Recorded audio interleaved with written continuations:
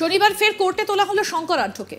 Ration বন্টন দুর্নীতি মামলায় ইডির হাতে গ্রেফতার হওয়া বনগাঁ পৌরসভার প্রাক্তন চেয়ারম্যান শঙ্কর আঢ্যকে শনিবার সল্টলেকের সিজিও কমপ্লেক্স থেকে কোর্টের উদ্দেশ্যে ইডি আধিকারিকরা নিয়ে যান। কোর্টে এদিন তিনি প্রশ্ন করেন, কি করে জেল হেফাজতে থাকাকালীন কাগজ এবং পেন পেলেন জ্যোতিপ্রিয় মল্লিক, জানিয়ে ফের নতুন করে প্রশ্ন উঠে গিয়েছে। শনিবার ইডি অফিস থেকে আদালতের উদ্দেশ্যে নিয়ে যাওয়ার সময় শঙ্কর আঢ্য সাংবাদিকদের বলেন, তদন্তের স্বার্থে যাকে খুশি ডাকতে পারে ইডি। তার আরও দাবি, তিনি কিছু জানেন না, এক পয়সাও নেননি। তিনি বলছেন তার কোনো প্রুফ নেই, তার কোনো মিল নেই, তিনি কোনো ডিস্ট্রিবিউটর না।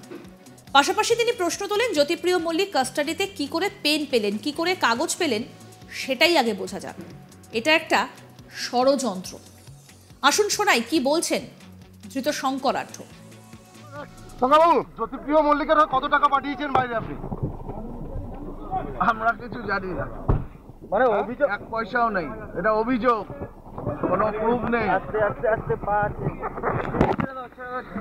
আর কিছু বলবে? আর কিছু বলবে?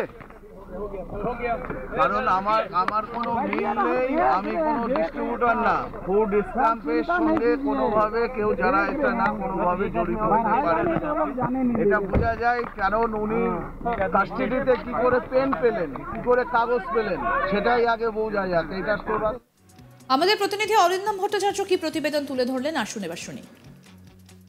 রেশন বন্টন দুর্নীতি মামলায় ইডির হাতে গ্রেপ্তার হওয়া বনগাঁ পুরসভার প্রাক্তন চেয়ারম্যানের বিস্ফোরক দাবি। তিনি সরাসরি প্রশ্ন করলেন, জ্যোতিপ্রিয় মল্লিকের যে চিঠির কথা বলা হচ্ছে, যে অভিযোগ করা হচ্ছে, জ্যোতিপ্রিয় মল্লিকের যে চিঠিতে তার নাম রয়েছে, যে চিঠি আমরা ইডির সূত্র মারফত জানতে পাচ্ছি জ্যোতিপ্রিয় মল্লিক লিখেছিলেন এবং ইডির হাতে এসে পৌঁছেছিল, সেই চিঠি জ্যোতিপ্রিয় মল্লিক কি করে লিখলেন? একজন জেল কাস্টাডিতে থাকা ব্যক্তি কি করে পেন বা কাগজ পেলেন? এই প্রশ্ন সরাসরি তুললেন শঙ্কর আঢ্য। ইডির কাস্টাডিতে ছিলেন শঙ্কর আঢ্য 14 দিন। তিনি রেশন বন্টন দুর্নীতি মামলায় ইডির হাতে গ্রেপ্তার হয়েছিলেন। 5ই জানুয়ারি তার বনগাঁর বাড়িতে পৌঁছেছিল ইডি আধিকারিকরা। সেখানে দিনভর তাকে জিজ্ঞাসাবাদ করে এবং জিজ্ঞাসাবাদ করার পর সেদিনই তাকে গ্রেপ্তার করা হয়। গ্রেপ্তার করার পর তাকে কোর্টে প্রডিউস করে কিন্তু ইডির কাস্টাডিতে নিয়ে আসা হয়েছিল এবং 14 দিন সেই ইডি কাস্টাডিতে ছিল। সল্টলেকের যে ইডি অফিস, সেই অফিসেই কিন্তু যে ইডির কাস্টাডি, সেখানেই তাকে রাখা ছিল। শনিবার তার ইডি কাস্টাডি শেষ হয় এবং শনিবার আবার তাকে আদালতে পেশ করা হয়। শনিবার যখন তাকে ইডি কাস্টাডি থেকে নিয়ে যাওয়া হচ্ছিল আদালতের পথে, তখন শঙ্কর আঢ্যর কিন্তু বিস্ফোরক দাবি। তিনি কিন্তু সরাসরি প্রশ্ন করলেন যে এই যে চিঠি, যে চিঠিতে বলা হচ্ছে তার নাম রয়েছে, যেটা ইডির সূত্র মারফত আমরা জানতে পাচ্ছি, সেই চিঠি লেখার কাগজ বা সেই চিঠি লেখার পেন জ্যোতিপ্রিয় মল্লিক পেলেন কি করে? আমরা জানি এই যে শঙ্কর আঢ্য যে অ্যারেস্ট হয়েছে এই রেশন দুর্নীতি মামলায়, ইডি কিন্তু প্রেস রিলিজ দিয়ে ইতিমধ্যেই জানিয়েছিল যে টোটাল যে বলা হচ্ছে 9,000 থেকে 10,000 কোটি টাকার যে স্ক্যাম, যে দুর্নীতি হয়েছে এবং যার মধ্যে বলা হচ্ছে, বারবার বলা হচ্ছে যে 2,000 কোটি টাকারও প্রায় আনুমানিক, যেটা বাংলাদেশ হয়ে দুবাইতে পৌঁছেছে, যেটা ইডি তাদের প্রেস রিলিজ বা কোর্টকে যেটা জানিয়েছে সেখানে বলেছে।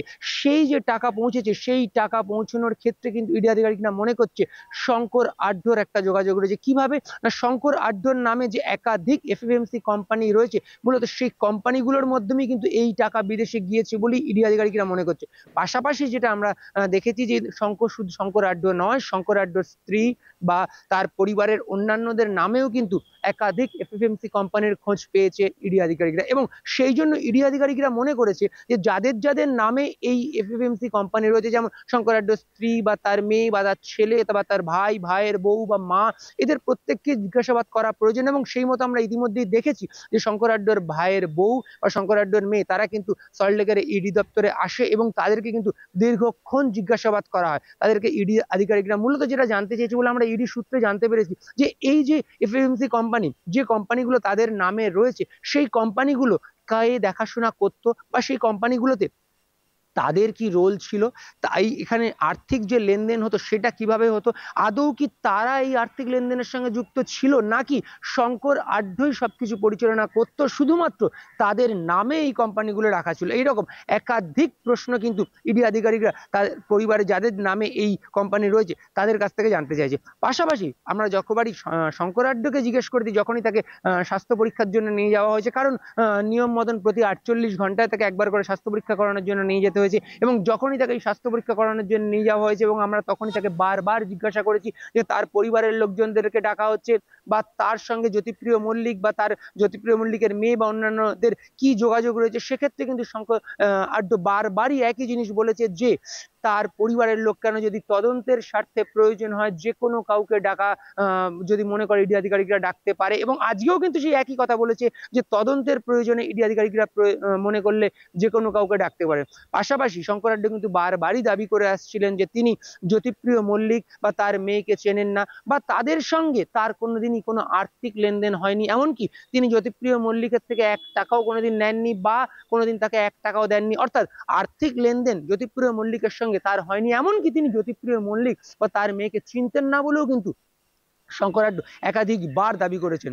এদিনও কিন্তু সেই একই দাবি, অর্থাৎ তার 14 দিনের যে পিসি, সেই পিসি শেষ হবার পরেও কিন্তু শঙ্কর আঢ্য একই দাবি করছেন যে তার সঙ্গে দুর্নীতির কোনো যোগ নেই, তিনি কোনোভাবে এই দুর্নীতির সঙ্গে যুক্ত নয়, কারণ তার নামে কোনো মিল নেই বা তিনি কোনো ডিস্ট্রিবিউটার নন। ফলে এই যে তার বিরুদ্ধে যে অভিযোগ আসছে, সেই যে দুর্নীতির কথা বলা হচ্ছে, সেই দুর্নীতির সঙ্গে সে কোনোভাবে যুক্ত নয়, পুরোটাই একটা ষড়যন্ত্র। পাশাপাশি এদিন অর্থাৎ শনিবার তিনি যে বিস্ফোরক দাবি করলেন বা বলা যায় যেটা প্রশ্ন তুললেন, যে চিঠির কথা বলা হয়েছে বারবার, যে চিঠিতে বলা হচ্ছে শঙ্কর আঢ্যর নাম রয়েছে, যে চিঠি জ্যোতিপ্রিয় মল্লিক লিখেছে বলে বারবার বলা হচ্ছে, যেটা আমরা ইডি সূত্র থেকে জানতে পারছি, সেই চিঠি কি করে জ্যোতিপ্রিয় মল্লিক লিখলেন, কারণ জ্যোতিপ্রিয় মল্লিক কাস্টাডিতে রয়েছেন। অর্থাৎ কাস্টাডিতে থাকা একটা মানুষ কি করে পেন এবং কাগজ পেল, সেটাই কিন্তু প্রশ্ন তুলল শঙ্কর আঢ্য। এবং পাশাপাশি তিনি এও বললেন যে এই যে পেন এবং কাগজ পাওয়ার বিষয়, এটার উপরেও কিন্তু তদন্ত হওয়া উচিত, কারণ একজন জেলে থাকা মানুষ যে কাস্টাডিতে রয়েছে, সে পেন বা কাগজ কি করে পেতে পারে, এটাই কিন্তু বিরাট সন্দেহের বিষয়, এবং সেই জন্য এটা নিয়েও তদন্ত হওয়া উচিত। এবং এই যে পুরো বিষয়, এবং এই পুরো বিষয়ের ক্ষেত্রে নিজেকে কিন্তু কোনোভাবেই দুর্নীতির সঙ্গে যুক্ত নয় বলে তিনি বারবার দাবি করছেন। 14 দিন শেষ, এবং 14 দিনের শেষে কিন্তু আজ তাকে আবার কোর্টে তোলা হচ্ছে। ইডি আধিকারিকরা মূলত যে জিনিসগুলো তার কাছ থেকে জানতে চেয়েছে বা তার কাছ থেকে যেগুলো জানতে পেরেছে, সেগুলো তারা কোর্টে জজের সামনে সেগুলো তারা তুলে ধরবে। এবং আপাতত যেটা আমরা সূত্র মারফত জানতে পারছি, যে বেশ কিছু তথ্য যেটা শঙ্কর আঢ্যর কাছ থেকে ইডি আধিকারিকরা জানতে পেরেছে, সেগুলোই কিন্তু তুলে ধরবে। তবে সব থেকে গুরুত্বপূর্ণ বিষয় যে শঙ্কর আঢ্য কিন্তু প্রশ্ন তুললেন, যে চিঠির কথা বলা হচ্ছে, যেটা জ্যোতিপ্রিয় মল্লিক লিখেছেন বলে বলা হচ্ছে, ইডি সূত্রে আমরা জানতে পারছি, সেই চিঠি লেখার কাগজ বা পেন জ্যোতিপ্রিয় মল্লিক কোথা থেকে পেলেন বা কিভাবে পেলেন, এবং সেই নিয়ে একটা তদন্ত হওয়া উচিত।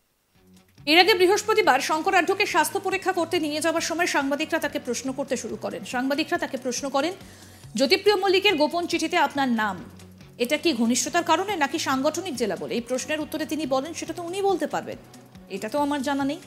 এরপরে সাংবাদিকরা প্রশ্ন করেন যে উনি আর্থিক সাহায্য চেয়েছিলেন আপনার কাছে। এর উত্তরে শঙ্কর আঢ্য জানান, না, তিনি কোনো আর্থিক সাহায্য করেননি।